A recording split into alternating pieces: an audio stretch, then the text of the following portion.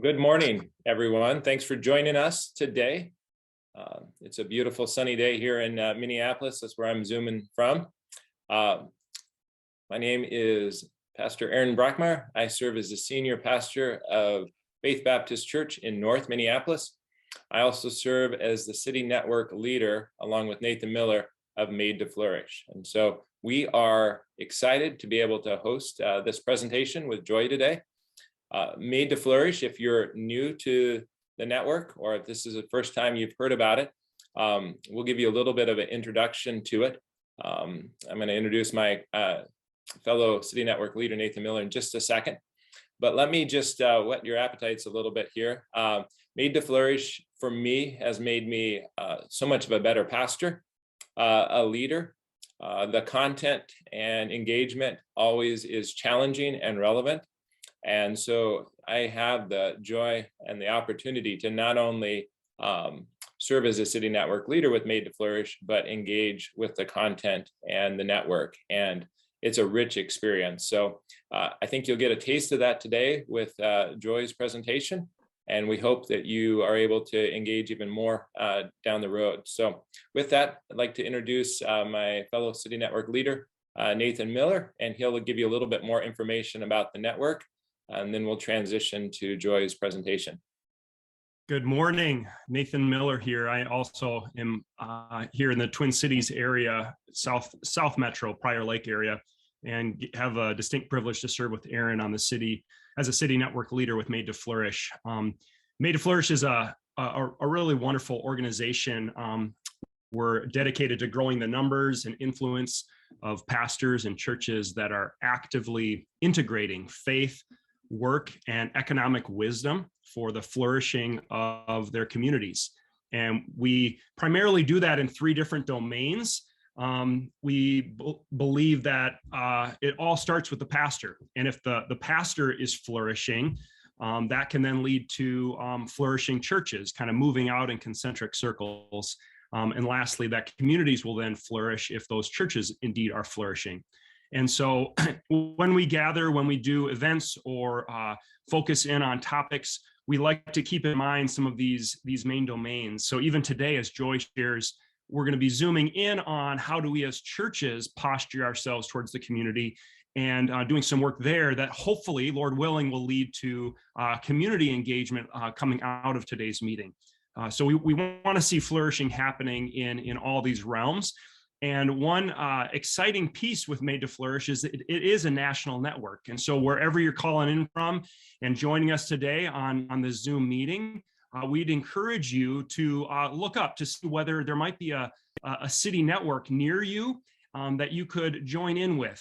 We have city network leaders like ourselves represented in nearly 25 cities and teams of 2 or more. And in each of these cities, there's different events and experiences, learning communities, pastor groups, etc. And would really encourage you to look into where this conversation is happening near you. So if you join the network, just encourage you, it's for pastors and church leaders. It's free, but we're able to provide some connections with you and trainings and resources and gatherings. Today is an example of one of those gatherings.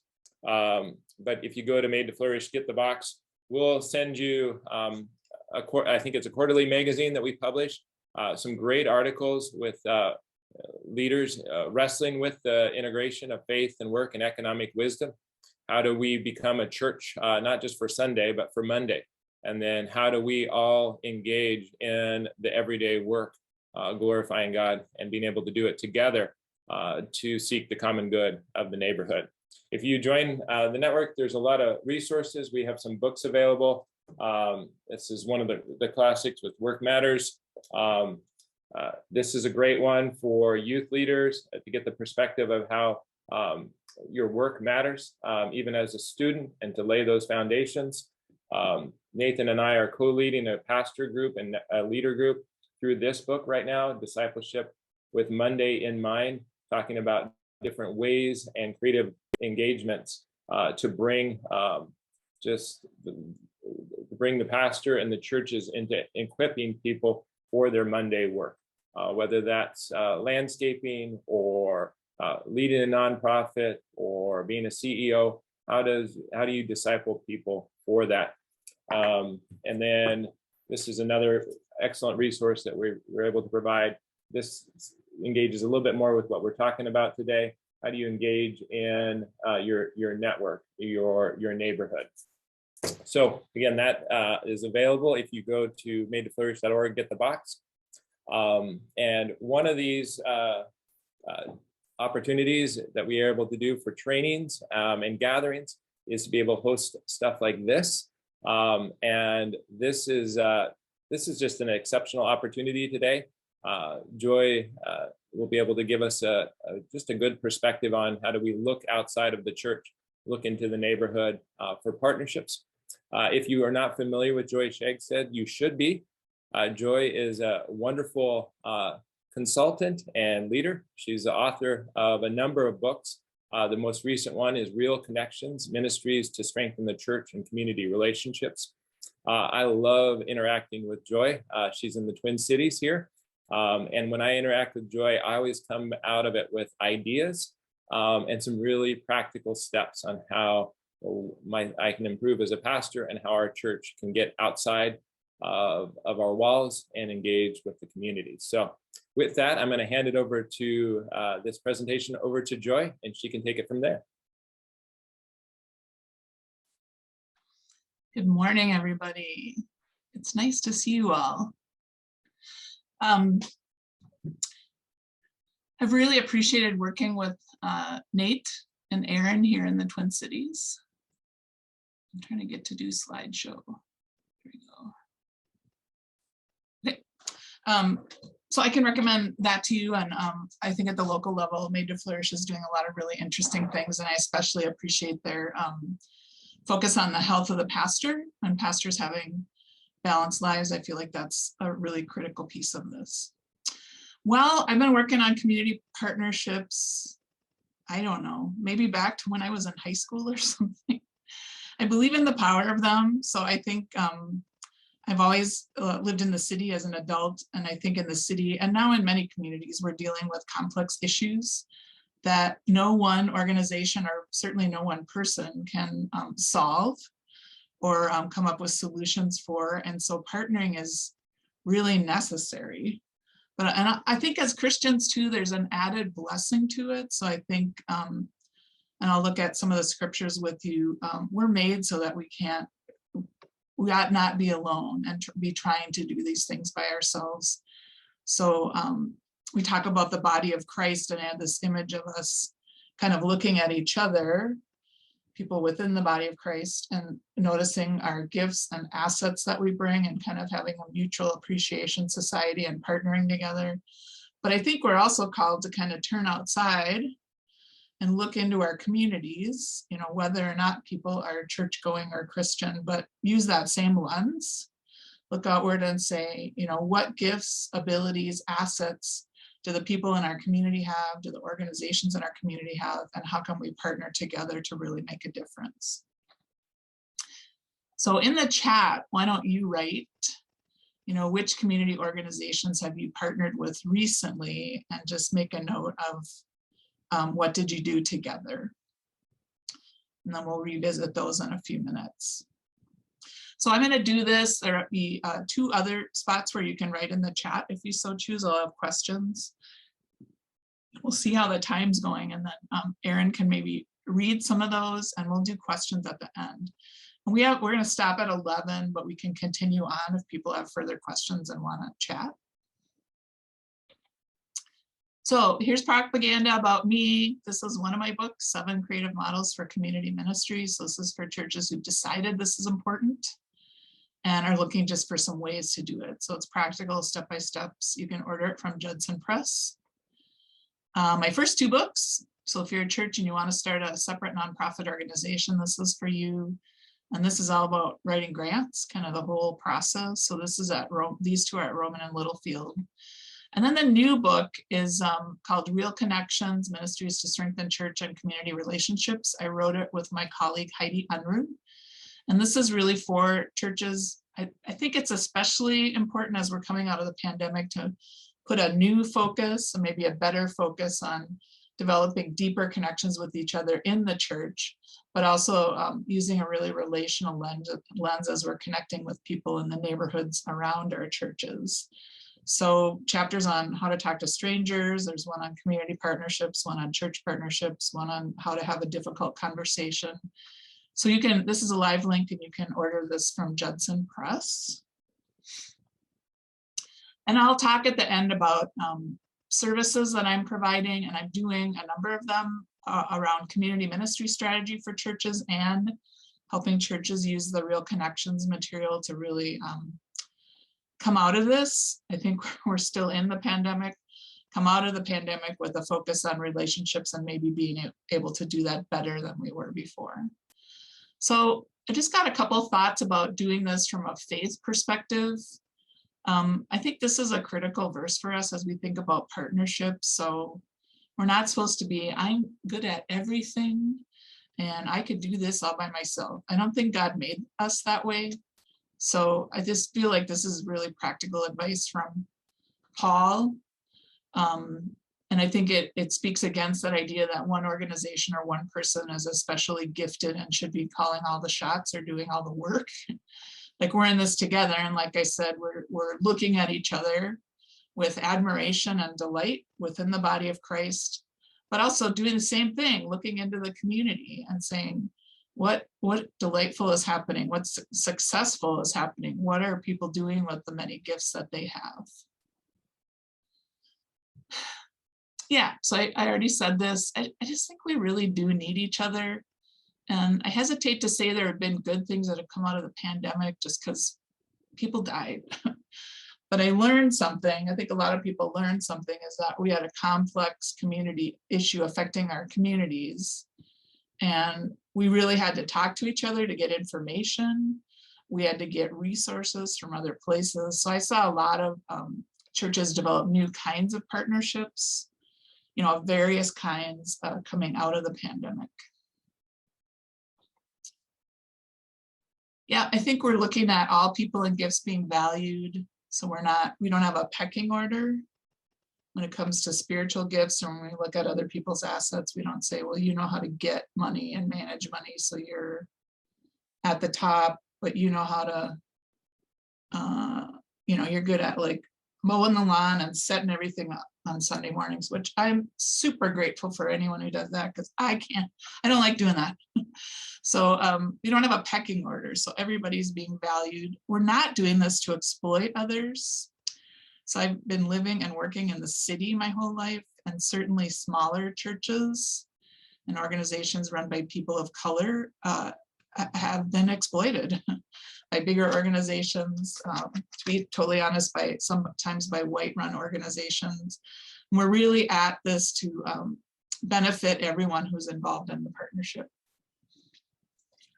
And I found it helpful to really talk about that as you sit down at the table together. What is it that you hope to get out of this? And just being really clear about that. And then if we're going to work together as churches or Christians, unifying around our work. So maybe look at setting theological differences aside. That's an interesting concept. Is there something we can work together on that we agree on? Could we reach across denominational lines to partner? And can we reach across ethnic divisions to partner? I hope so. And sometimes I've worked on church partnerships and we've had to say, we don't agree on these issues with you, but we agree that it's not good that there are hungry people in our community, and we need to look at food distribution, and also working at some of those root causes of economic problems in our community. So what is the root of people being unemployed? Is it a lack of transportation? Is it a lack of access to training or further education? Or is that cost prohibitive? Maybe people don't have anybody to kind of walk with them through the process and make connections for them. So anyway, I think we can figure out ways to work together as churches. I think it's possible. and being really graceful in the way that we partner. So I've worked on trying to be more graceful during the pandemic because things are so aggravating sometimes, frustrating, disappointing. So I asked God, I felt like God told me, I need to say in my heart, grace and peace to you during this terrible time, regardless of what people say to me or, or how challenging they might be. So that's helped me a lot. Sometimes I say it with gritted teeth, but being graceful is important. I think the kinds of groups that you could partner with, the list is almost limitless. I just put together a few, certainly other churches are an option, but I've done fruitful partnerships with almost every kind of group here. I love the arts, and arts organizations are frequently looking for rehearsal and performance space. So do something cool with your church. Service clubs, especially big in smaller communities, libraries. I love community gardening, so could do a community garden collaboration. I'm a museum buff too, so. And a lot of museums are looking for ways to get out into the community. So they're looking for spaces or community people to collaborate with them on events. I put in racial justice organizations and activist groups. There are more of them now. So I'd say activists because of the murder of George Floyd and the ensuing unrest, which happened in my community where I live. I think they're more organized, so they're nonprofits and used to be maybe more individuals doing the work. So anyway, just something to spark your thoughts on who you might turn to. So looking at the list, any others that you can think of? You want to put that in the chat. Then I'll check in on the chat in maybe a couple minutes.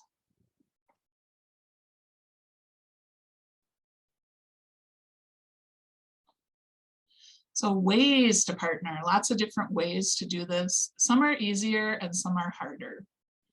So I'll just be honest with you about that. So maybe think about what you're getting into before you do it.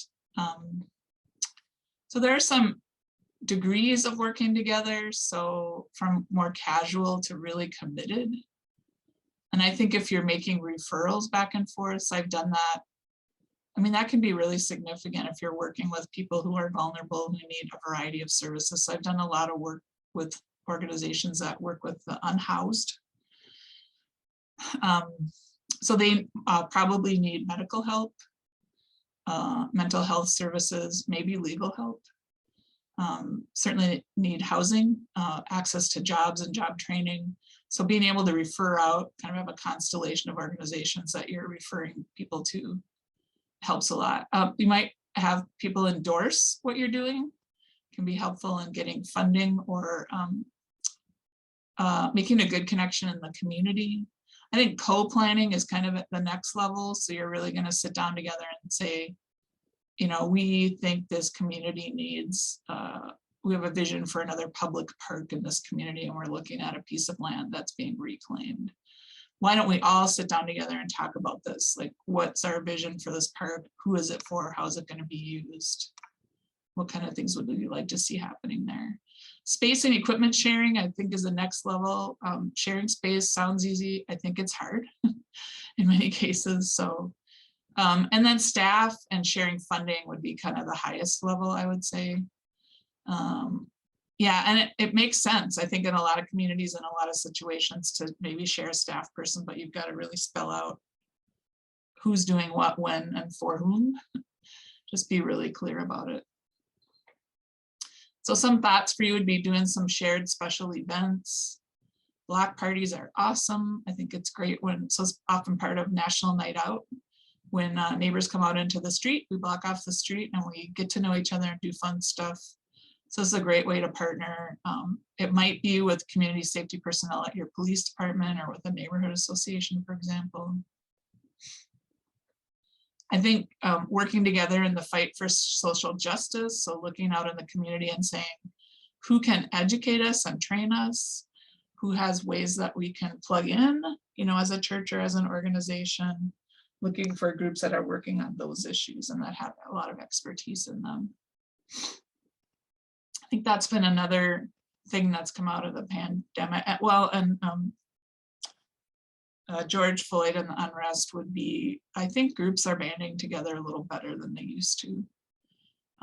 That's what I'm noticing here in the Twin Cities anyway. Maybe where you are, everybody's fighting, but we can talk about during the questions. I think sharing ideas is really critical. So just even to, I always say to churches, go and stand on the front steps and look up and down the street. And if you see a school, a youth center, or like a elder care facility, then you have a pretty good idea of who you could partner with. At the very least, you need to go in there and introduce yourself and see what's going on. So, I mean, part of the deal is, what are the, what ideas do people have about what's happening here? Maybe what could happen as a result. You couldn't share space. So I think this is particularly fruitful when you've got maybe a constellation of services that a person dealing with something in particular would need. So it's all in one location and eliminating the need for transportation. So I've seen this in churches around senior services.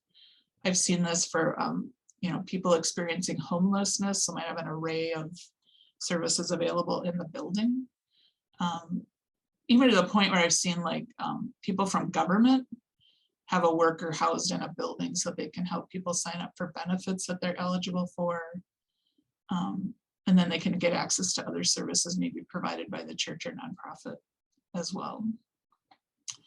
I think sharing in-kind resources is a great thing. I'm waiting for, here in Minnesota, you may have heard that it snows. And so buy one of those giant snow blowers, and just like we have churches everywhere in Minneapolis and St. Paul, and just like all the churches on one block just buy a giant snow blower together and they can share it. So anyway, it might be vehicles, could be special sports equipment. You have to schedule use of it. Sometimes doing stuff in the arts has expenses. I've seen churches here do these elaborate sets for Vacation Bible School, and they kind of take turns actually building them, and then they share them around. So one church will build one year, and then they'll share that set with like 3 other churches. You can make, I think, some cooler stuff, and it's a good idea in so many ways. You can do community asset and needs assessments together. So I did a lot of that kind of work when I worked in North Minneapolis here. Lots of community organizations with their ear to the ground, and just learning from the work that they had done, and then gathering some of our own information. Doing planning together. So one thing I didn't miss during Zoom strategic planning is all these Post-it notes, but I guess we're going back to Post-it notes soon. So do training. I'm working with a lot of communities right now that want to do trauma training, and what a great idea to do it and invite 10 other churches or 10 nonprofits. It's expensive. You guys can share the expense and then have like a fruitful conversation about trauma or any other variety of topics. Raising some money together, that's always a good idea. So I've worked on these collaborative grant proposals, which take more time. So don't be working on them at the last minute. It takes more time to do collaborative fundraising together. And then doing some promotion together also. So, that's great if you're not a genius at social media, but you have a partner that is, doing partnering around promoting together. And also people can share with their networks that might be different than your networks.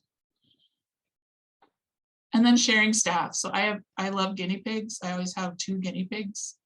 So this is the gratuitous guinea pig photo that I put in every one of my PowerPoint presentations. So anyway, like I said, that's a more challenging one, but certainly I think small churches that maybe have a small number of youth, and it wouldn't make sense for you to have a full-time youth pastor. That's an example. sharing that position with another church would maybe make some sense, and it's challenging, but I think it's a way to bring more resources and higher quality programming, more staffing when you have kind of limited dollar resources. So why don't we look in the chat?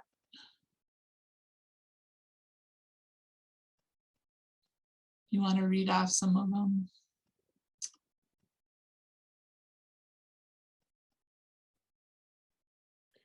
On the different ways that people are partnering, Joy? Yeah, and I can read some too. Wow, people put in a lot of stuff.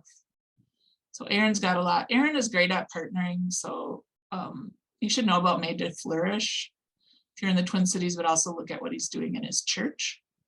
So they partner with the local elementary schools and the high schools. Beth at St. John says the food pantry.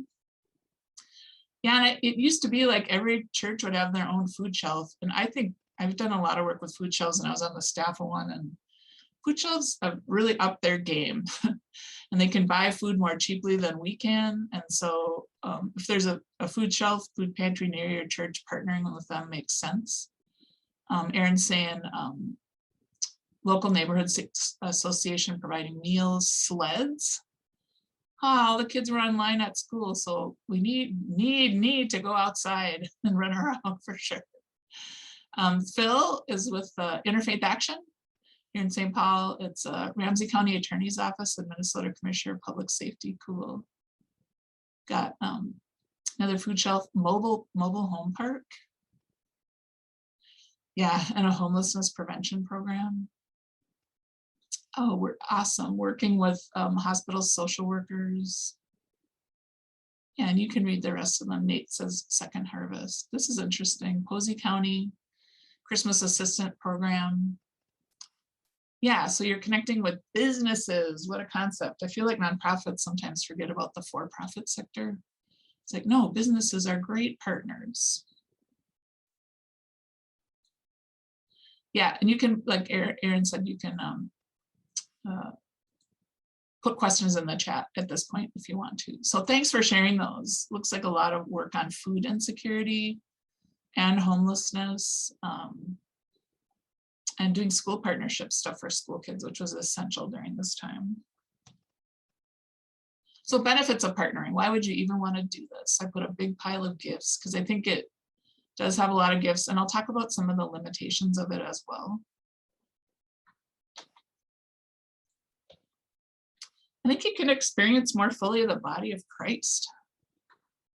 Just really, especially if you're partnering with other churches, just really see what other Christians are doing. I think there can be cross-cultural learning. So if you're blessed to collaborate with an organization run by and for immigrants, for example, that'll be a blessing, and there'll be learning that goes on. Probably both ways, but maybe, if you're Anglo or European American, you'll learn more, is my experience. It really helps you maximize your own resources. You can focus on what you're good at and really save money and staff resources by not trying to do everything and looking for people that fill the gaps, that things that you're not good at. So it can be intimidating to talk to somebody who knows all this stuff that you don't know, but I always say it's excellent because you want to be in the room with people that are smarter than you in ways that you're not smart. So that's what you're looking for in a partner. You want to avoid duplication. No offense to anyone in the room here who's a twin, but yeah, it helps you not duplicate effort in your community. You're just aware. It's getting darker outside. You're just more aware of what's happening, and then you can avoid duplicating effort. You can gain, I was in a mood when I made these slides because a lot of them have funny images on them. But anyway, you can gain new knowledge and expertise. So, when I was on staff at Park Avenue Methodist here in the Twin Cities, we worked with a medical group on our clinic. I mean, I'm not a doctor or a nurse, so, I can't do that.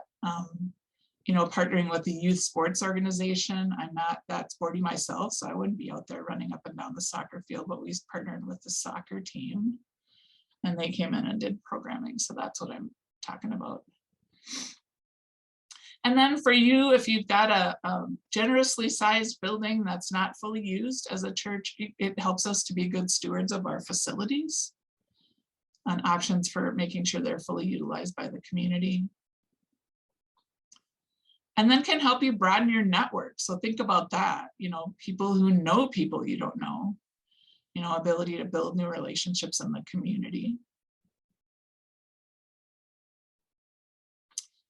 And then the possibility of new fundings. This is what we all want to have happen. Someone to show up with a giant check, large in dollar amount, but also really big like this, and fund what it is that we're trying to do. So I think that I do grant writing and fundraising as part of my consulting practice too. And funders are really interested in groups that partner well, and they're interested in funding collaborative efforts. And to be honest, I mean, I think that shift first started happening maybe 15 to 20 years ago, where funders were like, y'all need to be working together, because, you know, you're responding to complex things in the community. So why not share ideas, resources, all the things that we've talked about here.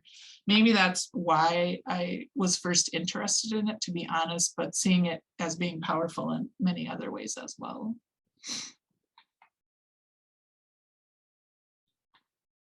Oops, I'm going the wrong way. And then there are some challenges. Hopefully it's not like this. You won't have fisticuffs with your partners, but you know, there are some difficulties with it. I think it's time consuming. So I think it takes longer than trying to do everything yourself. I think the upside of it is you end up, when you work collaboratively, you end up with something that's more durable. So you end up with projects and efforts in the community. So part of it is, if you're doing it all by yourself and you run out of money, energy, people, or whatever, the thing dies. So if you've got a group of partners involved that work well together, if one of them can no longer do it, there's still a group there to keep carrying on with it. So just know that it'll take an extra amount of time to do this. And I think it takes longer to put together projects as well. But like I said, I think they're more durable, and I think they're more valuable to the community. Like there's higher quality services that come out of them because there are different perspectives and expertise at the table. You're gonna have to compromise. So, you know, if you don't like doing that, maybe partnership isn't your deal. So probably you won't get every single thing you want the way you want it. I think compromising, not our values, but compromising maybe on our tasks and our specific path forward is good for us. I think you could say that we get a picture of that in the New Testament church, of people trying to work together and figure out how they can compromise in some ways to do what needed to be done. And sometimes they fail. So one thing I think about church is a lot of times we don't allow failure. You know, we kind of have this culture where we're like, we're doing this and it's going to be successful and it's going to be awesome. And I think developing a higher tolerance for experimentation and failure. So those are things that are important in the for-profit sector around innovation. I'm teaching some innovation classes at a seminary right now. And in church, we don't always do that well. So, you know, communicate realistic expectations, be willing to pilot some things. We're going to try this, maybe do something small together as partners and see how it goes. And then we can decide whether we're going to continue on with a longer term partnership. And I think, you know, just a couple of thoughts on partnering in a pandemic. So I've already said this, you know, it's a complex problem that causes complex problems. So partnering is needed. So I think I'm thinking that we're looking at more root causes, like economic causes of some of these things too. Certainly mental health and physical health concerns have risen to the top. So, you know, coalitions that have emerged, or training for churches around how to talk about mental health in your congregation, how to get people connected to resources they need. I've really appreciated church leaders and pastors that are willing to talk about their own struggles really openly. So it takes the stigma, helps take the stigma away. So social isolation, Certainly educational inequities widened. I'm working with a charter school right now that serves mostly African-American youth, and yeah, it's not been good. The school's doing well with them, but yeah, I think we're seeing a widening of this, and we'll just don't even know about the results yet. A lot of people lost their jobs. So like, what could your church do around dealing with the economics of this? So Aaron's church decided to sponsor a job fair. So there was some training for people and how to look for work, but also some employers on site that were hiring. So a lot of people are hiring right now. So maybe at your congregation asking the question, what's the barrier? What are the barriers for people getting jobs in your community? So we talked about those before. Is it transportation? Is it that, you know, homelessness has gone up and people don't have a permanent address, they want to work, but so trying to respond to that. And then hunger and also the threat of becoming homeless, I think, have increased. And it's more important to listen than ever.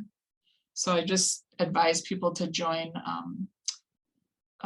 coalitions that have emerged around the pandemic. I think there were more of them operating, but they were in neighborhoods, citywide, in rural areas, in counties, so that you're listening, you're getting up to the minute information. So that's important in a crisis. And you can find partners who are more connected to the community. So this is medical help being provided in a community space. Working with a church right now that has been doing vaccine clinics the whole time, open to the community. And then there might, you know, possible new partners for you, like I said, mental health organizations or health networks. And thinking about, you know, how you can respond to unemployment. Are there some agencies that, nonprofits or government agencies, that you need to learn more about? Go visit and start connecting people. And sometimes I found church feels like a not safe place when people have lost their jobs. And also I think trying to take the stigma away from that. People stop coming to church when they lose their job. I've seen that a few times, and I would hope that they'd want to come more, because there's people who would listen and help them get connected to resources. So here's some keys to success in partnering. You know, in a church setting, you really need lay leaders involved. So I think if it's just happening at the staff level, or one or two people connected to the partner organization, it's hard to keep it going. So I think you need a broader base of people and members of the church that are really committed to the partnership. And I would start with existing relationships. So if you have church members that are already involved with some nonprofits, schools, business associations in your community, so that would mean you have to ask them where they're involved in the community. Just be a really good thing for you to know. And that might be the way that you connect with partners initially, is by going in with a church member. And this ought to be about relationships as much as possible. So just remember, I'm all about getting stuff done. So sometimes I'm like, I'm focused on the details of the program, the money, the staffing, the building, you know, or maybe that we're disagreeing about stuff, but really this is about the people. So the relationship is more important than the list that I just read off. So love each other just as much as I love you. Your strong love for each other will prove to the world that you are my disciples. So we're doing grace-filled and love-filled partnerships. I think, you know, successful partnerships need a strong commitment from all partners. So it is a bit like getting married. So it's demoralizing to the invested partners if you've got a group of 5 organizations working together and 2 of the groups never show up to any of the meetings. I mean, that doesn't work. So you want to maybe spend time developing the partnership so you're making sure everybody's committed. There's another weird photo. Make sure that your styles mesh. And usually if partnerships are going to fall apart, they fall apart on issues of style rather than substance. So, you know, like one group is super structured and the other one is more organic, let it flow kind of thing. And that, you know, can also be a cultural difference. I find some people want a really tight timeline. They got like to get everything done right now. And then other people are like, let's just figure this out as we go along here. So that's what I'm talking about with style. It's kind of personality difference. And shared risk. This makes you want, maybe not want a partner. You have to go out on the tightrope, but yeah, you can't have one of the organizations putting everything on the line, money, everything, and staff time, and then everybody else is just like, yeah, we'll just let you do that and we're not going to invest too much. So, and shared work. So you're yoked equally. That passage in the Bible is about something else, but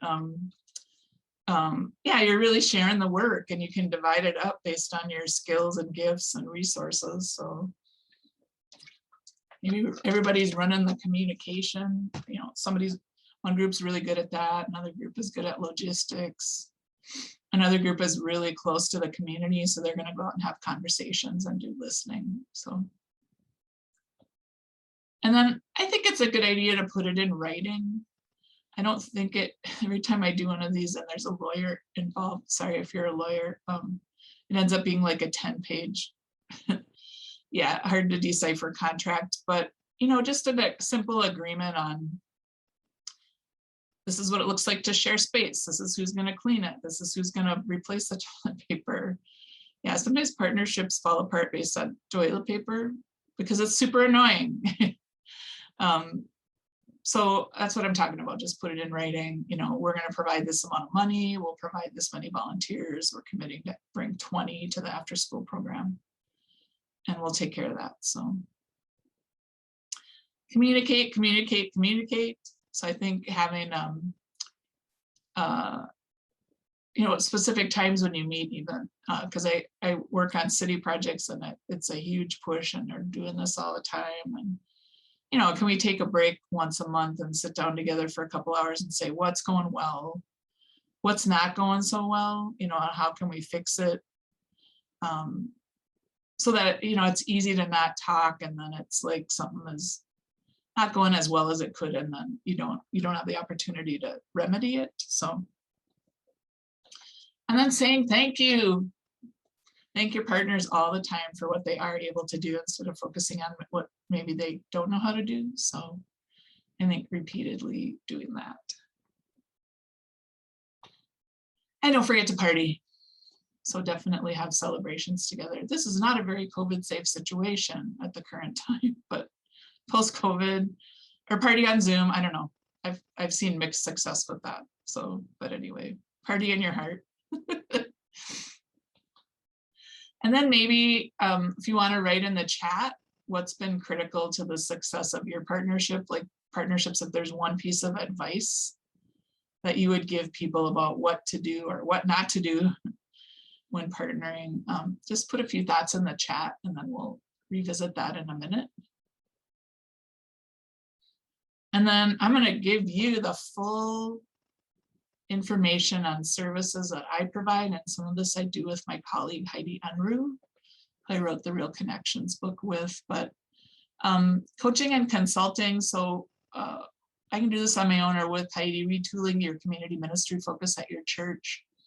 So really it's looking at, you know, new ways of listening and partnering, new ways to engage your church members. And then I'd look at your current strategies and partnerships and give you an honest view of those. You know, sometimes it's great news. Sometimes I say, you know, it might be time to put this one to bed and thank everybody who was involved. And so you've got energy to start some new things.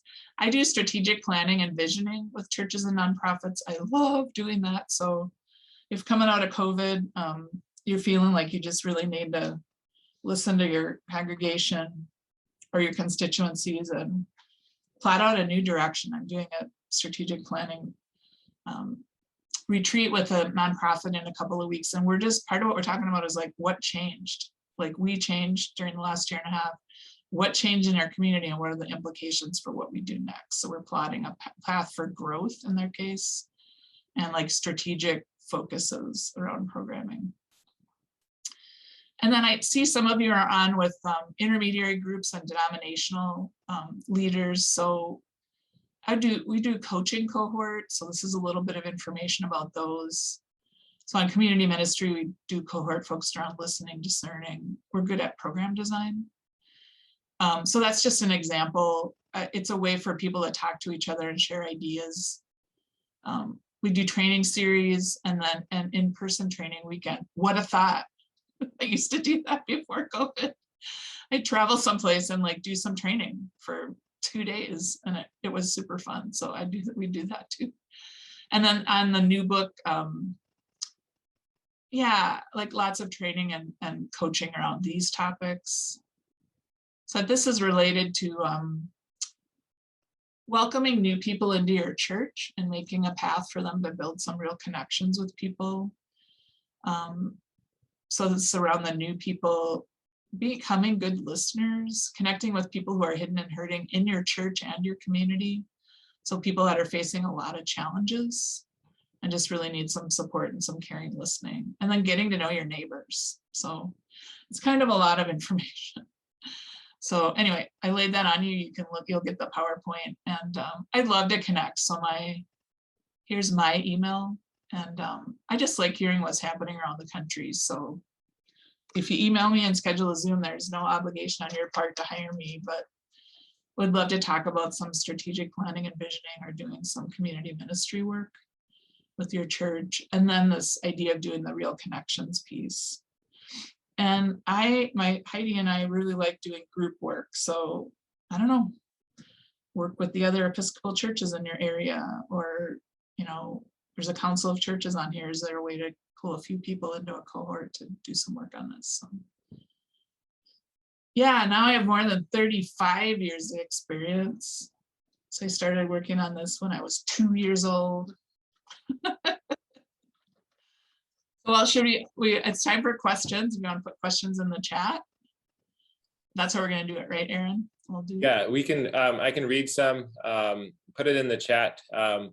And Joy did say she'd make herself available after 11 for a little bit longer if we need to keep on going with some Q&A. But yeah, just let me go through and grab some of these questions. I think one of the first ones that that I think stood out is how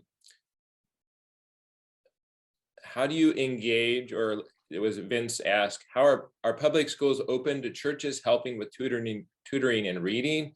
What are some avenues to partner in that way? So how do you get as a church into connecting with the local school? Well, if you have parents of kids in that school, that's the easiest way to get in, or staff, I would say. I find it varies around the country whether schools are super excited about churches coming in or not. But when you go have those meetings, I think a lot of times it's easiest to enter through the social worker, because they are really tuned into what the kids need, and would be a great advocate for you. So maybe don't always start with the principal, and really listen to what they're saying they need. So I did one once where they wanted one-on-one tutors, but they needed help with special events. Like, it was a school where a lot of the parents were working 2 or 3 jobs, so they didn't have all the parent volunteers, and people just showed up and went around and poured water for people during the spaghetti dinner. Or they went over there and they did some special stuff during testing week, which is really hard on the kids. So I don't know, they brought special treats or something. They're just like positive adults. I think they even made signs to encourage the kids. Maybe in your state you don't have all that testing, but we definitely have it here in Minnesota. Yeah, so it's my best advice, I would say. Thanks, Joy. Just from personal experience, I found it also sometimes churches or schools are a little apprehensive about what you will share or bring. And I've always made it very clear when we do it that, we're not going to bring tracts or publications. We love God, we love our neighbors, so we're going to serve. And all you're going to see is that all we're bringing is that love. Yeah. And I think that kind of, depending on people's experience with churches or Christians in the past, like that gives them a sense of relief. That's awesome. Next question. do you have any guidance on when do you switch from partnering with an existing organization or starting your own? Like, Yeah. what level for discernment? Yeah, and I think, I addressed some of that in starting a nonprofit at your church, just thinking about, so in a community,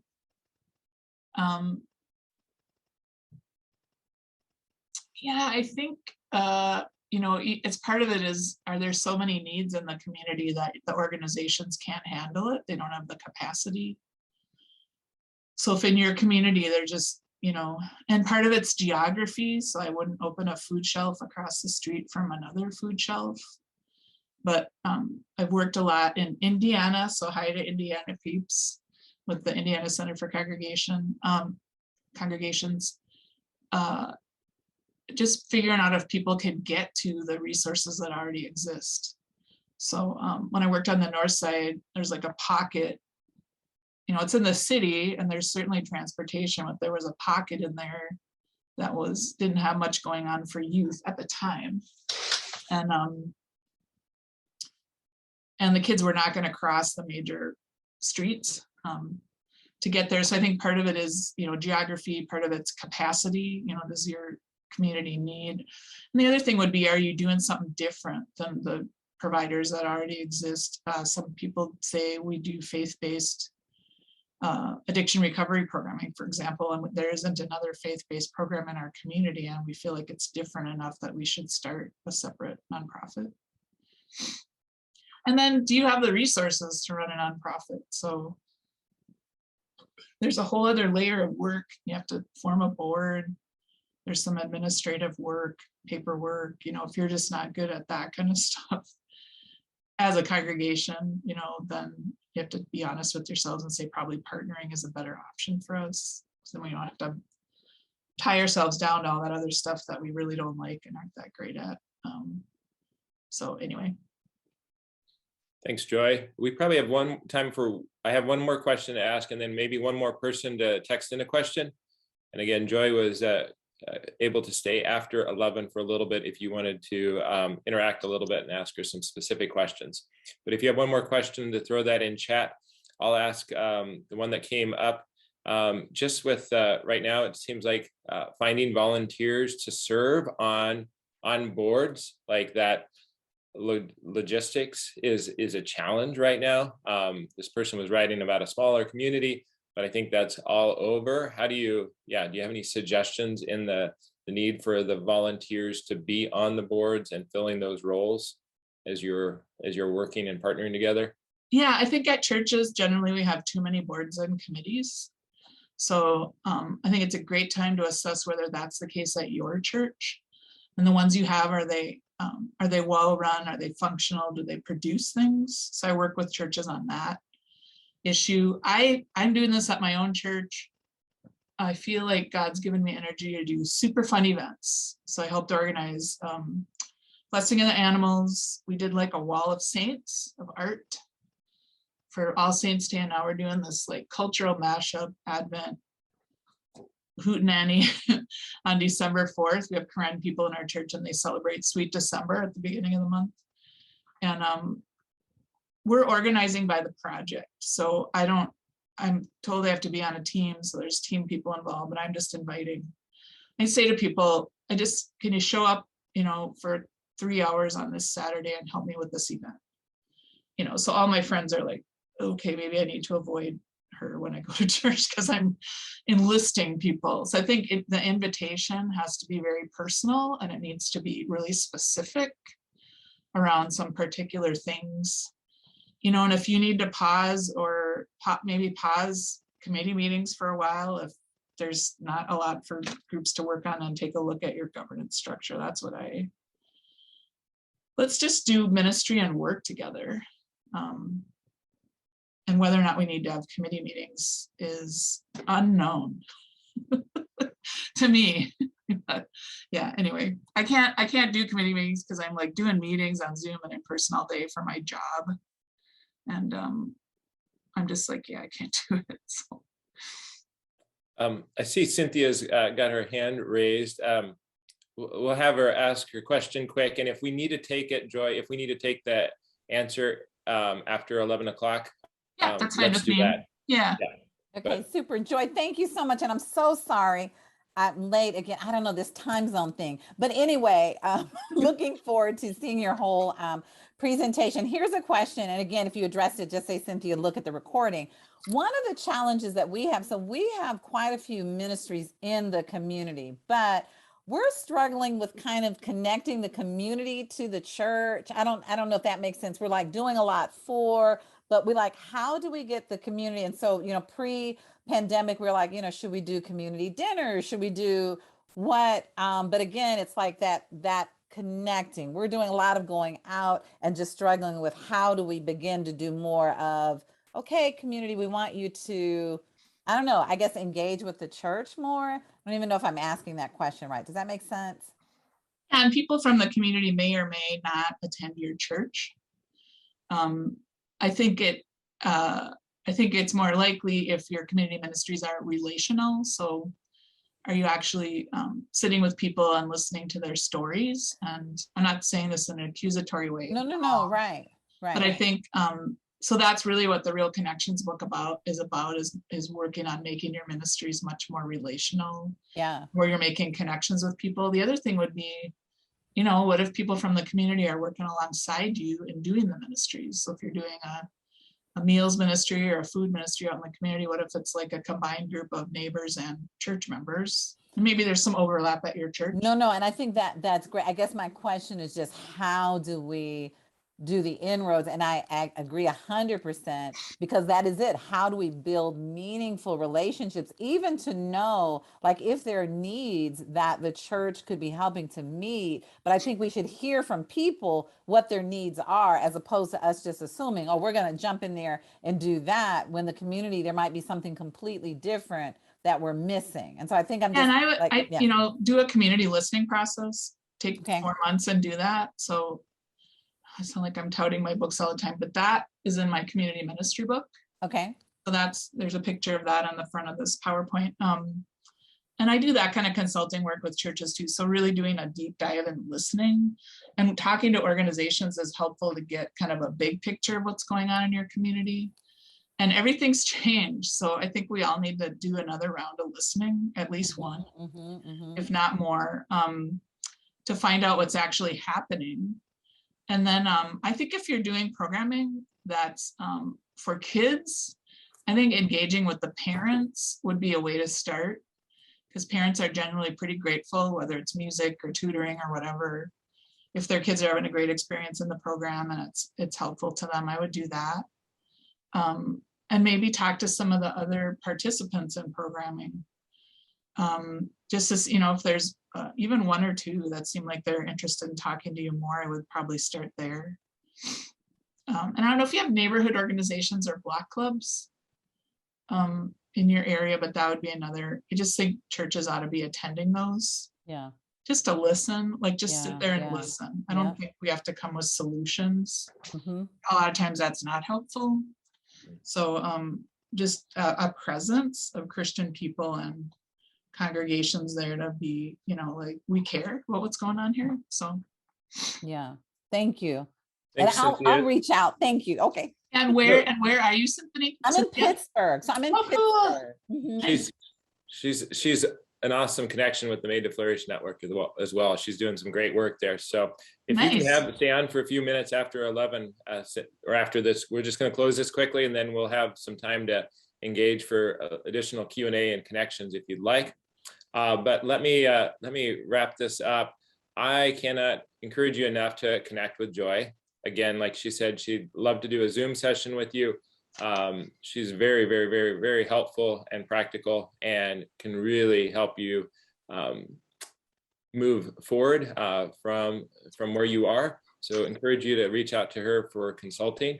Encourage you to connect with our network. Again, just go to madetoflourish.org, get the box. We'll be able to give you some resources. You'll get connected to our email list, so you'll hear about upcoming events like this. You'll also find about network gatherings in your local area of the country. Let me tell you, one resource that we have still available is the Common Good Conference. That's streaming till the end of December. You can go to commongoodconference.com and sign up. And the reason I wanted to highlight this, it's all great content, but the speaker, David Brooks, he's near the end of the conference. His session on weaving a blanket of shalom in your community is outstanding and really resonates or connects with what Joy just did. So his session alone is worth the cost of it. I encourage you to sign up for that. And another opportunity, we have this forthcoming in 2022. Nathan and I have led a group on Zoom about discipleship with Monday in mind. We'll have another group coming up talking about ways to engage your church to look outward. And so that was been one of the most energetic and helpful things for us to go through and to lead last fall. And we'll do it again in the spring. Again, it's over Zoom, so you can join us from anywhere. Sign up for the network and we'll let you know when that's coming up. Again, thank you so much for joining us. Thank you, Joy, for just a rich, awesome presentation. We did record it, so I will send this out after Thanksgiving. And hopefully you can then share it with others or share it with your leaders.